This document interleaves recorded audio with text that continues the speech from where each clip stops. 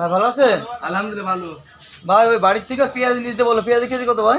120 টাকা ভাই। এই যে ভাই, এই জন্য দোকানদার খুব খারাপ। কেন?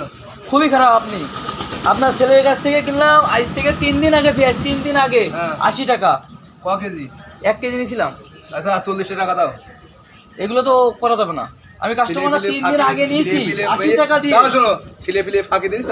হ্যাঁ, ও ছিলে পিলে বাজ বোঝানো বলে তোমাকে ফাঁকি দিছ? 120 টাকা পেঁয়াজ দাম। সে কত কেজি? আমি 3 দিন আগে 80 টাকা আপনার ছেলের কাছে নিয়েছি। আমি কি মিছে কথা বলছি মনে হয়? আরে ভাই কাঁচা মাল কিনছে। কি জন্য? তো কি জানো মানে?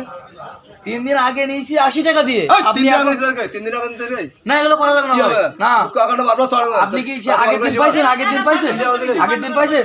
এখন দেশ পরিবর্তনশীল, মানুষ পরিবর্তনশীল। আগের দিন পাওয়া যাবে না। এখন হিন্দু সরকার বাংলাদেশ। খুব চালাক লোক বুঝলে, যখন ছিলে পিলে থাকো তখন মাল কেনা যায়, ব্যস্ত থাকো নাকি?